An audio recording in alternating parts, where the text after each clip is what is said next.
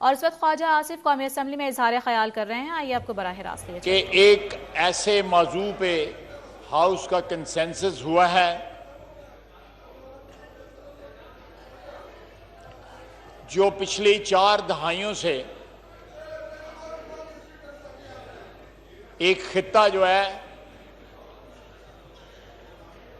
वो बड़ी मुश्किलात का, बदअमनी का, जंग का, दहशतगर्दी का अमाजगाह बना हुआ था,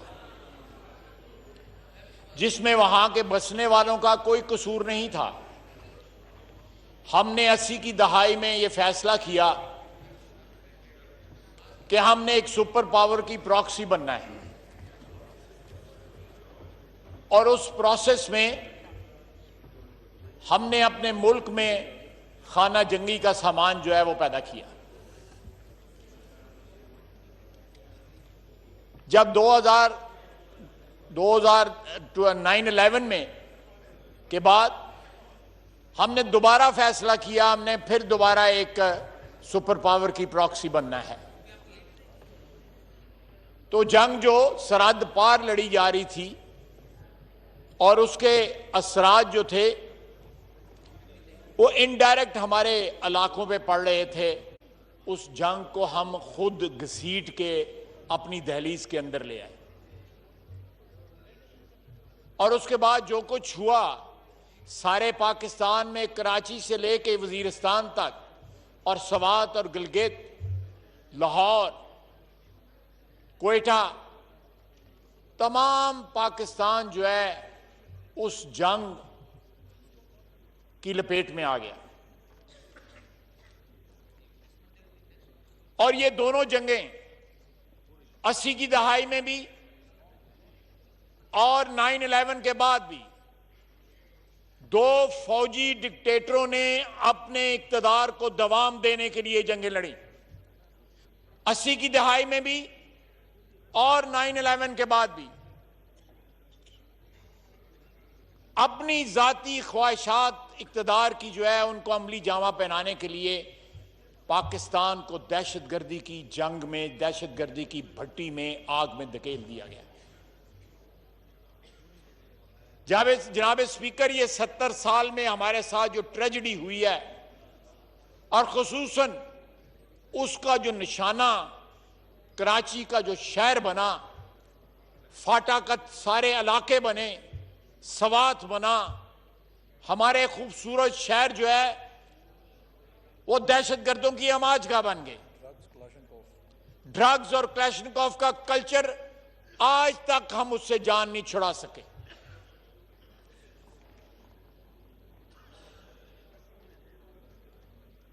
ये हमारी तारीख का एक बड़ा ही दुख भरा जो है वो चैप्टर है कि हमने अपनी आजादी बेची और एक सुपर पावर की गुलामी कबूल करके एक शख्स ने, फर्दे वाहिद ने, अपने इक्तदार के लिए कोई कौमी मुफाद जो है इस चीज के साथ वाबस्ता नहीं था। मजहबी दहशतगर्दी, इस जो हमने किरदार अदा किया अफगान जंग में, जो एक सो कॉल्ड जहाद था, पता नहीं उसको जहाद क्यों कहा जाता है। हमारी सोवियत यूनियन के साथ कोई दुश्मनी नहीं थी, पाकिस्तान की कोई दुश्मनी नहीं थी सोवियत यूनियन के साथ। हमें सिर्फ शौक था कि इक्तदार को तूल दिया जाए। और उसके बाद 9/11 के बाद अफगानिस्तान को निशाना बनाया गया। इसलिए आज 18 साल हो गए जनाब स्पीकर, फतह करीब भी जो है अमेरिका की अफवाज और उनके साथ जो 17 ममालिक की अफवाज है उनके पास फतह दूर दूर तक नहीं, वो शिकस्त खा चुके हैं, वो रास्ता ढूंढ रहे हैं वापसी का। इन तमाम हालात को मद्देनजर रखते हुए हमें अपने मुल्क के तमाम तर वसाइल जो हैं, चाहे वो वफाकी हुकूमत के वसाइल हैं या सूबाई हुकूमतों के वसाइल हैं, हमें वसाइल फाटा की रिहैबिलिटेशन पे और उस तारीख को, उस दर्दनाक तारीख को इरेज करने के लिए, उधर के लोगों के ज़हनों से महव करने के लिए वो वसाइल इस्तेमाल होने चाहिए। अगर आज कोई ऐसे भी कंसेशंस उनको दिए जा रहे हैं जो बाकी पाकिस्तान के पास नहीं है, तो ये अश्कशोई है उनकी कि वो लोग जिन्होंने ये डायरेक्ट फ्रंट लाइन का, जो पाकिस्तान की जो फ्रंट लाइन थी, उसका किरदार अदा किया दहशतगर्दी की जंग के खिलाफ, उनको कंपनसेट किया जाए। बाकी सारा वतन उनको कंपनसेट करे। उनको जब मर्जर हो गया, उसके साथ साथ उनकी जो नुमाइंदगी है, चाहे वो सूबाई असेंबली में है या नेशनल असेंबली में है, आने वाले सेंसस तक या जो भी हाउस का जो एक कंसेंसस बिल्ड होता है, या 10 साल तक, वट एवर इज अर्लियर, मैं एक सजेशन दे रहा हूं, आप उस तब तक एक इंटरिम अरेंजमेंट उस खित्ते में करें। यह हमारे ऊपर कर्ज है, ये सारे पाकिस्तान पे कर्ज है, ये फाटा के अवाम का। और दूसरी बात यह है कि जिस वक्त सेंसस हुआ इलेक्शन से पहले, जो पिछले इलेक्शन हुए 2018 के, फाटा की पूरी आबादी वहां पे मौजूद नहीं थी और सारे पाकिस्तान में डिस्पर्स हुए हैं। वो केपीके में डिस्पर्स हुए हैं, वो सरहद के उस पार जो है माइग्रेट कर गए हैं। जब तक वहां पे अमन जो है उसकी जड़ें मजबूत नहीं हो जाती, जब तक अमन जो है वहां पे वापस नहीं आ जाता, मामूल की जिंदगी वापस नहीं आ जाती, मेरा ख्याल है कि उस इलाके को, उस खित्ते को एक ऐसी स्पेशल ट्रीटमेंट की जरूरत है बाकी पाकिस्तान से, जो उनके दुखों का मदावा कर सके। जनाब स्पीकर,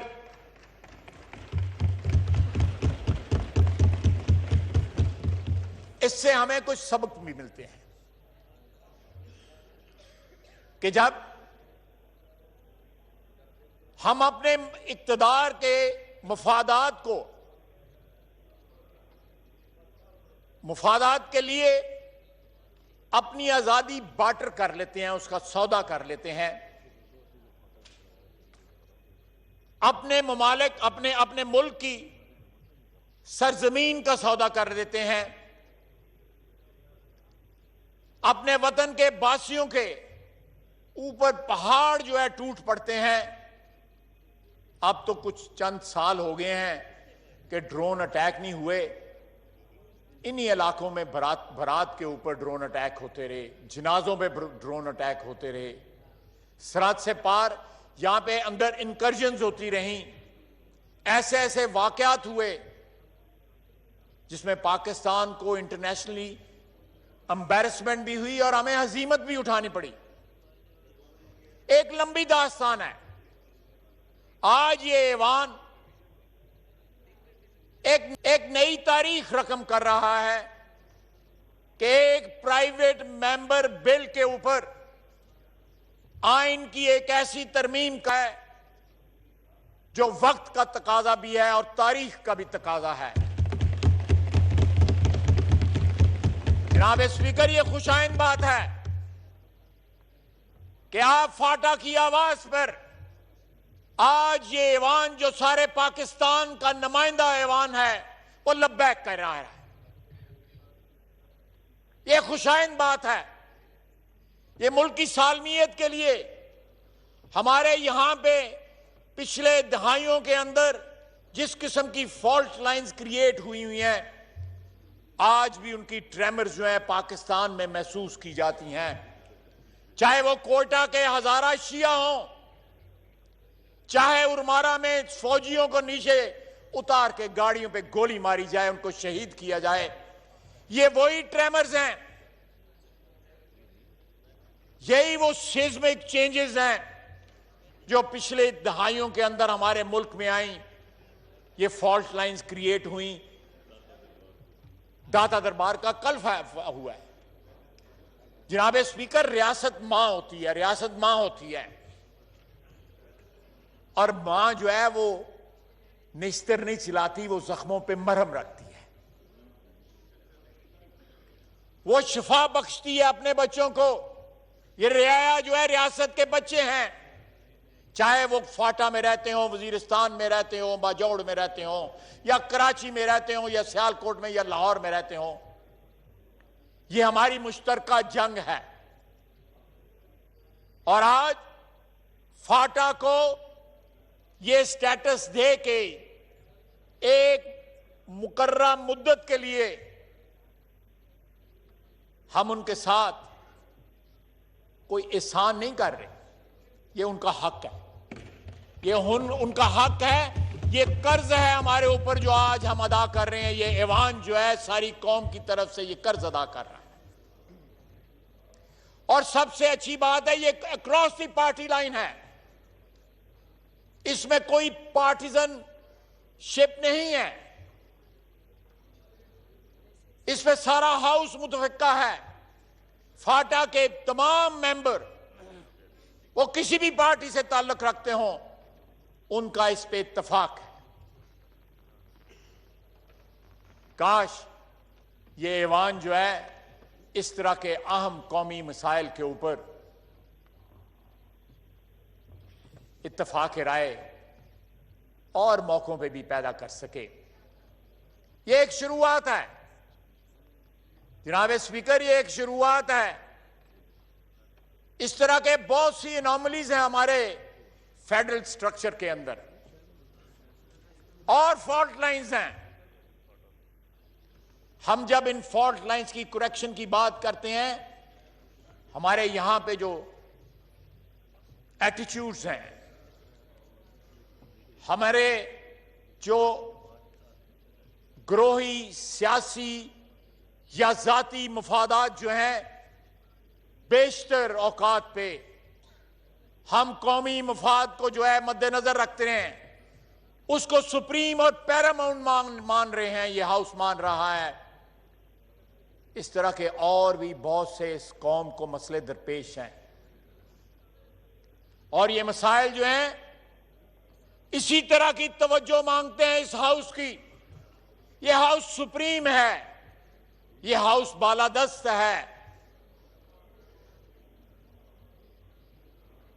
इसको बालादस्त बनाना या इसको मेंटेन करना, बालादस्त या इसको पैरामाउंट जो है मेंटेन करना जो है, वो हमारा फर्ज है। जनाब स्पीकर, ये इस हाउस का फर्ज है, ये आपकी चेयर का फर्ज है। अगर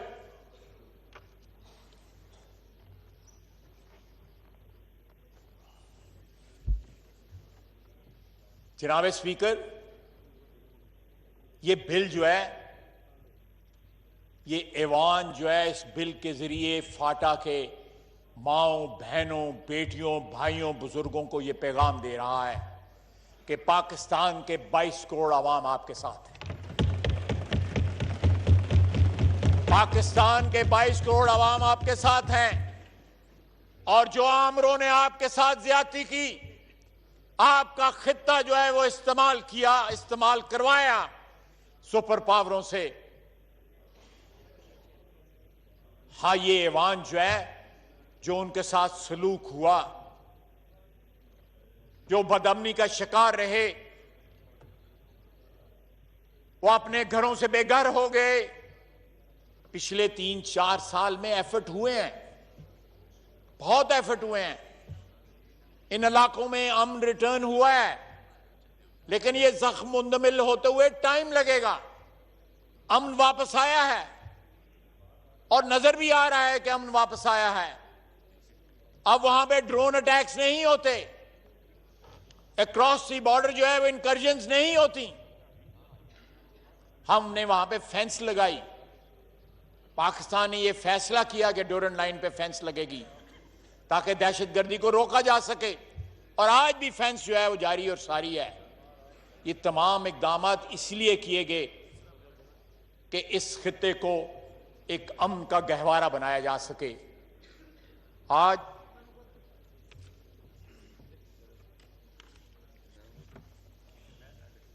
आज जनाब स्पीकर, जब हम यहां बिल पास कर रहे हैं तो आइए ये ऐवान जो है उन कुर्बानियों को याद करे जो फाटा के आवाम ने दी, हमारी अफवाज ने दी, हमारे सिक्योरिटी के इदारों ने दी। इस जंग को लड़ते हुए हमारे जवान जो है शहीद हुए।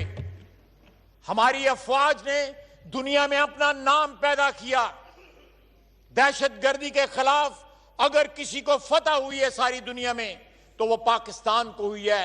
उसमें पाकिस्तान की आवाम का अज़्म, उसके सिक्योरिटी इदारों के जवान, उसकी फौज के जवान और फाटा के आवाम की कुर्बानियां और कराची के आवाम की कुर्बानियां, कोयटे के आवाम की कुर्बानियां, लाहौर के आवाम की कुर्बानियां, इन तमाम कुर्बानियों को याद करें।